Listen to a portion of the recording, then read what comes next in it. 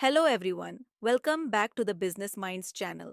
आज हम एक और बेहद महत्वपूर्ण टॉपिक पर चर्चा करेंगे और वो है मोटिवेशन।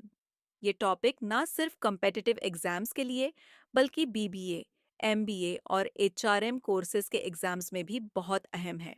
मोटिवेशन एक ऐसा टॉपिक है जो मैनेजमेंट की दुनिया में बहुत इंपॉर्टेंट होता है। इस लेक्चर में हम पहले मोटिवेशन का मतलब समझेंगे और फिर उसकी अलग-अलग थ्योरीज पर चर्चा करेंगे। मोटिवेशन को तीन मुख्य पैरामीटर्स पर डिफाइन किया जाता है। पहला इंटेंसिटी, दूसरा डायरेक्शन और तीसरा परसिस्टेंस। चलिए इन तीनों को डिटेल में समझते हैं। इंटेंसिटी का मतलब क्या है? जब हम इंटेंसिटी की बात करते हैं तो इसका मतलब होता है कि आप अपने गोल को पाने के लिए कितनी मेहनत कर रहे हैं, यानी आप कितनी स्ट्रॉन्ग डिटर्मिनेशन के साथ काम कर रहे हैं। उदाहरण के लिए, अगर आपकी एक 9 से 5 की जॉब है और आपको सिर्फ सुबह 9 बजे से पहले और शाम 5 बजे के बाद पढ़ाई का समय मिलता है, तो यह आपके मोटिवेशन की इंटेंसिटी को दर्शाता है। अगर आप सुबह 6 से 9 बजे तक और रात में 6 से 12 बजे तक पढ़ाई कर रहे हैं, तो इसका मतलब है कि आपकी मोटिवेशन बहुत हाई है। आप अपने गोल के लिए पूरी तरह से कमिटेड हैं। डायरेक्शन का क्या मतलब है? अब बात करते हैं दूसरे पैरामीटर की, जो है डायरेक्शन। डायरेक्शन का मतलब यह होता है कि आप अपने गोल की ओर बढ़ने के लिए किस तरह का रास्ता अपना रहे हैं। जैसे कि अगर आप सुबह 6 से 9 और शाम को 6 से 12 बजे तक पढ़ाई कर रहे हैं, तो क्या आप सही स्टडी मटेरियल यूज कर रहे हैं? क्या आप सही बुक्स पढ़ रहे हैं, सही नोट्स बना रहे हैं या सही वेबसाइट्स देख रहे हैं? अगर आप गलत तरीके से पढ़ाई कर रहे हैं तो आपकी मेहनत बेकार हो सकती है। यानी अगर आपका पाथ सही नहीं है तो भले ही आपकी इंटेंसिटी हाई हो, आपकी मोटिवेशन पूरी तरह से सही नहीं मानी जाएगी। सही डायरेक्शन के बिना आप अपने एफर्ट्स का बेस्ट रिजल्ट नहीं पा सकते। परसिस्टेंस क्या है? आखिर में हम परसिस्टेंस की बात करते हैं। इंटेंसिटी में हम यह देखते हैं कि आप कितनी मेहनत कर रहे हैं, जबकि परसिस्टेंस में हम यह देखते हैं कि आप उस मेहनत को कितने समय तक बनाए रखते हैं। उदाहरण के लिए, अगर आप रोज सुबह 6 से 9 और रात 6 से 12 बजे तक पढ़ाई कर रहे हैं, तो क्या आप इस रूटीन को अगले 6 से 7 महीने या 1 साल तक चलाने की क्षमता रखते हैं? यही चीज आपकी परसिस्टेंस को दिखाती है। अगर आप लगातार अपने एफर्ट्स को बनाए रखते हैं, तो इसका मतलब है कि आप सच में मोटिवेटेड हैं। मोटिवेशन का तीसरा डायमेंशन, परसिस्टेंस, उतना ही इंपॉर्टेंट है जितना कि पहले दो डायमेंशंस, इंटेंसिटी और डायरेक्शन। ये तीनों मिलकर मोटिवेशन को डिफाइन करते हैं। चलिए अब हम मोटिवेशन की थ्योरीज की बात करते हैं। सबसे पहली और बेसिक थ्योरी है मैस्लोस थ्योरी, जो मोटिवेशन को व्यक्ति की नीड्स की हायरार्की के आधार पर समझाती है। हालांकि मैस्लो की इस थ्योरी का कोई एम्पिरिकल एविडेंस नहीं था, मतलब ये थ्योरी सिर्फ उनके असम्पशंस और एक्सपेक्टेशंस पर आधारित थी। लेकिन आज जब हम इस थ्योरी को देखते हैं तो ये हमें काफी हद तक सच लगती है। मैस्लोस थ्योरी में व्यक्ति की मोटिवेशन को 5 अलग-अलग नीड्स में बांटा गया है। सबसे पहली नीड है फिजियोलॉजिकल नीड्स, दूसरी है सेफ्टी नीड्स, तीसरी है बिलोंगिंगनेस या सोशल नीड्स, चौथी है एस्टीम नीड्स और पांचवी और अंतिम नीड है सेल्फ एक्चुअलाइजेशन नीड। मास्लो का कहना है कि हर व्यक्ति की मोटिवेशन सबसे बेसिक नीड से शुरू होती है और धीरे धीरे इन नीड्स की हायरार्की में ऊपर बढ़ती है, जब तक कि वह सेल्फ एक्चुअलाइजेशन तक न पहुंच जाए। एग्जाम्पल के साथ समझते हैं। मान लीजिए आप एक बैंक में काम कर रहे हैं। सबसे पहली चीज जो आप देखेंगे वो है आपकी सैलरी। अगर आपकी सैलरी उस काम के अनुसार नहीं है जो आप कर रहे हैं, तो आपकी फिजियोलॉजिकल नीड पूरी नहीं होगी। ऐसे में आप बाकी नीड्स की तरफ मोटिवेटेड महसूस नहीं करेंगे। कई बैंकर्स इसीलिए असंतुष्ट रहते हैं, क्योंकि उन्हें लगता है कि उनकी मेहनत और उनकी सैलरी के बीच तालमेल नहीं है। इस कारण चाहे उनके पास जॉब सिक्योरिटी हो या न हो, वो उससे मोटिवेट नहीं होते, क्योंकि जब पहली और बेसिक नीड ही पूरी नहीं हुई तो वे अगली नीड्स की तरफ नहीं बढ़ पाते और जॉब से डिससैटिस्फाइड महसूस करते हैं। अब बात करते हैं मस्लो के अनुसार दूसरी नीड की, जो है सेफ्टी नीड्स।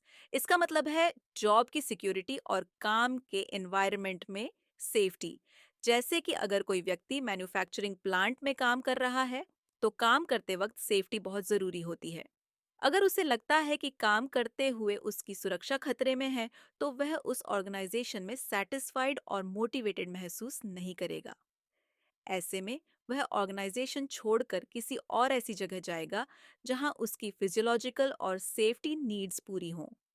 जैसे ही ये दो नीड्स पूरी हो जाती है, व्यक्ति तीसरी नीड यानी बिलोंगिंगनेस एंड लव नीड्स की तरफ बढ़ता है, जिसे सोशल नीड्स भी कहा जाता है। ये नीड किसी भी व्यक्ति के लिए बहुत इंपॉर्टेंट होती है, क्योंकि हर कोई ऑर्गेनाइजेशन में रिलेशनशिप्स और दोस्ती की तलाश करता है। आप ऐसा नहीं कर सकते कि आप ऑफिस आएं, 10 से 12 घंटे काम करें और फिर रात में घर चले जाएं। सोशल इंटरैक्शन और बिलोंगिंगनेस हर व्यक्ति की मोटिवेशन का एक अहम हिस्सा होती है। मोटिवेशन के बारे में बात करें तो बिलोंगिंगनेस और सोशल नीड्स बहुत जरूरी होती हैं। आपको ऑर्गेनाइजेशन में कुछ दोस्तों और सोशल रिलेशनशिप्स की जरूरत होती है। अगर ये नीड्स पूरी नहीं होती, तो आप अपनी जॉब के लिए मोटिवेटेड महसूस नहीं करेंगे। चलिए फिर से एक एग्जाम्पल लेते हैं और बैंक्स की बात करते हैं। आजकल बहुत से नौजवान बैंकिंग सेक्टर में आ रहे हैं, लेकिन जो एनवायरनमेंट उन्हें मिलता है वो 1990 का लगता है। टेक्नोलॉजी पुरानी है और ज्यादातर कॉलीग्स भी पुराने ख्यालों वाले हैं। इसका नतीजा ये होता है कि उनकी सोशल नीड्स पूरी नहीं होती और वो डिससैटिस्फाइड रहते हैं। इसके उलट कॉरपोरेट सेक्टर में एक लाइवली और हैप्पी माहौल होता है, जहां हर कोई एम्बिशियस होता है और खुशी खुशी काम करता है। लेकिन बैंक्स में ऐसा वर्क एनवायरनमेंट होता है जहां लोग जितना कम काम कर सकें उतना ही करते हैं और बाकी का काम दूसरों पर डालने की कोशिश करते हैं। इसलिए बैंक में आपकी सोशल नीड्स पूरी नहीं हो पाती। फिजियोलॉजिकल नीड्स भी अगर पूरी ना हो, तो भले ही सेफ्टी नीड्स पूरी हो रही हो, वो मैटर नहीं करती। सोशल नीड्स के सेटिस्फाइड न होने पर आप बैंक में मोटिवेटेड महसूस नहीं करते। जब बिलोंगिंगनेस और सोशल नीड्स पूरी हो जाती है, तब अगली नीड आती है, जो है एस्टीम नीड्स। एस्टीम नीड्स का मतलब होता है एक व्यक्ति का खुद के अंदर और बाहर से मिलने वाला सम्मान और अकॉम्प्लिशमेंट का एहसास। एस्टीम नीड्स दो हिस्सों में बंटी होती हैं, इंटरनल और external. External esteem needs organisation से मिलने वाले सम्मान से जुड़ी होती हैं, जैसे कि अप्रिसिएशन या रिकग्निशन। वहीं इंटरनल एस्टीम नीड्स तब पूरी होती हैं जब व्यक्ति खुद महसूस करता है कि उसने अपनी लाइफ में वो हासिल कर लिया है जो वो करना चाहता था। वह प्राउड महसूस करता है कि उसने अपने और अपने आसपास के लोगों को गर्व महसूस करवाया है। और अब आती है पांचवी और आखिरी नीड, सेल्फ एक्चुअलाइजेशन नीड। ये वो स्टेज है जो तभी आती है जब एक व्यक्ति बाकी चारों नीड्स को पूरा कर चुका होता है। सेल्फ एक्चुअलाइजेशन का मतलब है अपनी पूरी पोटेंशियल को अचीव करना, जिसमें क्रिएटिव एक्टिविटीज भी शामिल होती हैं। जब कोई व्यक्ति सेल्फ फुलफिल्ड या सेल्फ एक्चुअलाइज्ड महसूस करता है, तो इसका मतलब है कि उसने अपनी पूरी क्षमता तक पहुंच बना ली है। अगर मैं 60 साल की उम्र में महसूस करती हूँ कि मैंने अभी तक अपनी पूरी पोटेंशियल हासिल नहीं की है, तो इसका मतलब है कि मेरी सेल्फ एक्चुअलाइजेशन नीड पूरी नहीं हुई है और मैं अभी भी इससे मोटिवेटेड हूँ। जब ये नीड भी पूरी हो जाती है, तो व्यक्ति रिटायरमेंट की उम्र या स्टेज में आ जाता है जहां उसे किसी भी नीड से मोटिवेशन नहीं मिलता, क्योंकि उसने मैस्लो की थ्योरी के अनुसार अपनी सभी 5 नीड्स को पूरा कर लिया होता है। मैस्लो की थ्योरी ये कहती है कि एक व्यक्ति एक नीड से दूसरी नीड पर तभी मूव करता है जब उसकी पहली नीड पूरी हो चुकी होती है। यानी फिजियोलॉजिकल नीड्स पूरी होने के बाद ही व्यक्ति सेफ्टी नीड्स की ओर बढ़ेगा। अगर फिजियोलॉजिकल नीड्स पूरी नहीं हुई, तो वो बाकी नीड्स से मोटिवेटेड नहीं होगा। जब एक नीड सब्सटैंशियली सेटिस्फाई हो जाती है, तभी अगली नीड एक्टिवेट होती है। मस्लो ने इन 5 नीड्स को लोअर ऑर्डर और हायर ऑर्डर नीड्स में भी बांटा है। फिजियोलॉजिकल और सेफ्टी नीड्स को लोअर ऑर्डर नीड्स कहा गया है और बाकी 3 नीड्स को हायर ऑर्डर नीड्स माना गया है। यही ब्रॉडर डिवीजन है मैस्लो की हायरार्की ऑफ नीड्स थ्योरी का। जैसा मैंने पहले बताया, इस थ्योरी का कोई एम्पिरिकल एविडेंस नहीं है, जिससे इसे समझना और अप्लाई करना थोड़ा मुश्किल हो जाता है। अब बात करते हैं डगलस मैकग्रेगर की थ्योरी एक्स और थ्योरी यू की। ये थ्योरीज बताती हैं कि हर मैनेजर के अपनी ऑर्गेनाइजेशन या अपने सबॉर्डिनेट्स के बारे में कुछ असम्पशंस होते हैं। मैनेजर के पास दो तरह के असम्पशंस हो सकते हैं, एक थियरी एक्स और दूसरी theory Y. Theory X theory X के अनुसार एक मैनेजर ये मानता है कि उसकी ऑर्गेनाइजेशन के लोग या उसके सबॉर्डिनेट्स काम करने के इच्छुक नहीं हैं। मैनेजर का ये असम्पशन हो सकता है कि उसके एम्प्लॉयज को काम पसंद नहीं है, उन्हें काम करने के लिए मजबूर करना पड़ता है क्योंकि वे आलसी होते हैं और काम से बचने की कोशिश करते हैं। मैनेजर ये भी मानता है कि ये लोग ऑर्गेनाइजेशनल गोल्स के प्रति उदासीन हैं, यानी उन्हें ऑर्गेनाइजेशन के लक्ष्यों की परवाह नहीं होती। इसलिए मैनेजर को उन्हें बार बार ऑर्गेनाइजेशनल गोल्स बताने और उन्हें स्पेसिफिक डायरेक्शन में काम करवाने के लिए दबाव डालना पड़ता है। थ्योरी एक्स के वर्कर्स सिक्योरिटी और डायरेक्शन की मांग करते हैं। मैनेजर को उन्हें बताना पड़ता है कि क्या काम करना है और कैसे करना है। ये थियरी आमतौर पर उन वर्कर्स पर लागू होती है जो अनस्किल्ड, अनएजुकेटेड और लोअर लेवल के होते हैं। ऐसे वर्कर्स शॉर्ट टर्म सोचते हैं और उनकी मोटिवेशन सिर्फ इमीडिएट पे पर आधारित होती है। इसलिए मैनेजर को उन्हें काम करवाने के लिए दबाव और आदेश देना पड़ता है। थियरी वाई दूसरी तरफ, थियरी वाई में मैनेजर के असम्पशंस कुछ अलग होते हैं। यहाँ मैनेजर मानता है कि उसके सबॉर्डिनेट्स को काम करने में मजा आता है। वे कमिटेड होते हैं और खुद से काम करना जानते हैं। पहला, वे सेल्फ डायरेक्टेड होते हैं, यानी उन्हें ये बताने की जरूरत नहीं होती कि क्या करना है और कैसे करना है। दूसरा, वे सेल्फ कंट्रोल होते हैं, इसलिए उन्हें डायरेक्शन देने की जरूरत नहीं होती। तीसरा, वे ऑर्गेनाइजेशन के गोल्स के प्रति कमिटेड होते हैं। और चौथा, वे क्रिएटिव होते हैं और नए सॉल्यूशंस और प्रॉब्लम्स की तलाश में रहते हैं। थ्योरी वाई का एप्लीकेशन उन वर्कर्स पर होता है जो एजुकेटेड और स्किल्ड होते हैं। ऐसे एम्प्लॉयज खुद से मोटिवेटेड होते हैं और लॉन्ग टर्म गोल्स के लिए काम करते हैं। मैनेजर के असम्पशंस इस बात को तय करते हैं कि वह अपनी टीम को मोटिवेट करने के लिए किस तरह की टेक्निक्स अपनाएगा।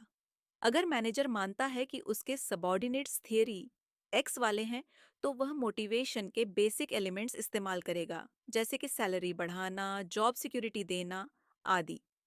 ये लोअर ऑर्डर नीड्स जैसे फिजियोलॉजिकल और सेफ्टी नीड्स थियरी एक्स वाले वर्कर्स को मोटिवेट करती हैं। लेकिन अगर मैनेजर का असम्पशन थियरी वाई की तरफ झुका हुआ है, तो हायर ऑर्डर नीड्स जैसे स्टीम और सेल्फ एक्चुअलाइजेशन नीड्स का ध्यान रखा जाएगा। ऐसे में मैनेजर एम्प्लॉयज को चैलेंजिंग टास्क्स, ग्रोथ अपॉर्चुनिटीज और क्रिएटिव सॉल्यूशंस पर काम करने का मौका देगा। तो चलिए अब हम मोटिवेशन के तीसरे थ्योरी की बात करते हैं, जो फ्रेडरिक हर्जबर्ग ने दी थी। इस थ्योरी को दो फैक्टर थ्योरी या मोटिवेशन हाइजीन थ्योरी भी कहा जाता है। इस थ्योरी का नाम मोटिवेशन हाइजीन थ्योरी इसलिए रखा गया है क्योंकि इसमें मोटिवेशन को दो प्रकार के फैक्टर्स में बांटा गया है, मोटिवेशन फैक्टर्स और हाइजीन फैक्टर्स। तो चलिए इस थ्योरी को डिटेल में समझते हैं। सबसे पहले हर्जबर्ग ने यह पाया कि जब कोई इंसान अपने काम से खुश होता है, तो वो इस अच्छे महसूस करने के पीछे कुछ अंदरूनी इंट्रिंसिक कारण जोड़ती है। ये अंदरूनी फैक्टर्स क्या होते हैं? जैसे कि हमें काम में पहचान मिलना, रिकग्निशन, ज्यादा जिम्मेदारियां मिलना, रेस्पॉन्सिबिलिटी, और अपने काम में सफलता पाना, अचीवमेंट। जब मैं कहती हूँ कि मुझे अपने काम से खुशी मिल रही है, तो ये जरूरी नहीं कि मैं पैसे के बारे में सोचूं, बल्कि मुझे खुशी इसलिए होती है क्योंकि मुझे कुछ नया सीखने को मिल रहा है या मुझे और जिम्मेदारियां दी जा रही हैं, और इस तरह से मुझे अपनी काबिलियत साबित करने का मौका मिलता है। अब जब कोई इंसान अपने काम से खुश नहीं होती, तो वो अपनी नाखुशी के पीछे बाहरी एक्सट्रिंसिक कारण देखती है। मतलब, जब मैं कहती हूँ कि मुझे काम पसंद नहीं आ रहा, तो इसका कारण ये नहीं है कि मुझ में काम की क्षमता नहीं है, बल्कि मैं ये सोच सकती हूँ कि मुझे मेरी मेहनत के हिसाब से सही सैलरी नहीं मिल रही, या फिर काम करने का माहौल ठीक नहीं है। हो सकता है कंपनी की नीतियां मेरे लिए ठीक ना हो या मेरे कोलीग्स का रवैया सही ना हो। इस तरह से जब हम काम से नाखुश होती हैं, तो हम इन बाहरी कारणों की तरफ ज्यादा ध्यान देती हैं। हर्जबर्ग का कहना था कि किसी इंसान की मोटिवेशन को दो फैक्टर्स में बांटा जा सकता है, मोटिवेटर्स और हाइजीन फैक्टर्स। मोटिवेटर्स वो फैक्टर्स होते हैं जो किसी को खुश रखते हैं और उन्हें उनके काम में आगे बढ़ने के लिए प्रेरित करते हैं। दूसरी ओर हाइजीन फैक्टर्स वो हैं जो अगर न मिले तो नाखुशी या असंतोष, डिससेटिस्फैक्शन का कारण बन सकते हैं। इन फैक्टर्स के काम करने का तरीका कुछ इस तरह है। अगर हाइजीन फैक्टर्स जैसे कि सैलरी, काम करने की स्थिति, वर्किंग कंडीशंस और कंपनी की नीतियां सही नहीं मिलती, तो हम असंतोष महसूस करती हैं। लेकिन अगर ये फैक्टर्स सही तरीके से मौजूद हों, तो हमें असंतोष नहीं होगा। हालांकि इसका मतलब ये नहीं है कि इससे हमें मोटिवेशन भी मिल गया है। इसका मतलब है कि हमें कम से कम असंतोष नहीं होगा, लेकिन ये जरूरी नहीं कि हम प्रेरित, मोटिवेटेड महसूस करें। तो बात साफ है कि हाइजीन फैक्टर्स हमें नाखुशी से दूर तो रख सकते हैं, लेकिन हमें प्रेरित नहीं कर सकते। इसीलिए हाइजीन फैक्टर्स को लॉ और ऑर्डर नीड्स के साथ जोड़ा जा सकता है। अब बात करते हैं मोटिवेटर्स की। मोटिवेटर्स वो फैक्टर्स हैं जो व्यक्ति को खुश और सेटिस्फाइड महसूस कराते हैं, जैसे कि रिकग्निशन, अचीवमेंट और रिस्पॉन्सिबिलिटी। ये सब मोटिवेटर्स हैं। इन फैक्टर्स के वजह से व्यक्ति अपने काम में सेटिस्फाइड महसूस करता है। तो अगर हम कहना चाहें तो ट्रेडिशनल व्यू कहता है कि व्यक्ति या तो डिससेटिस्फाइड होता है या सेटिस्फाइड होता है। लेकिन हर्ज़बर्ग की थ्योरी कहती है कि व्यक्ति डिससेटिस्फाइड हो सकता है हाइजीन फैक्टर्स की कमी के वजह से, और साथ ही वह सेटिस्फाइड हो सकता है अगर उसकी हायर ऑर्डर नीड्स, जो मोटिवेटर्स हैं, पूरी हो रही हैं। इसलिए यह थ्योरी बहुत इंपॉर्टेंट है समझने के लिए कि कैसे सेटिस्फैक्शन और डिससेटिस्फैक्शन के बीच का कनेक्शन है। हर्जबर्ग ने इस सेटिस्फैक्शन डिससेटिस्फैक्शन चेन को चार पार्ट्स में तोड़ दिया: डिससेटिस्फैक्शन, नो डिससेटिस्फैक्शन, सेटिस्फैक्शन और नो सेटिस्फैक्शन।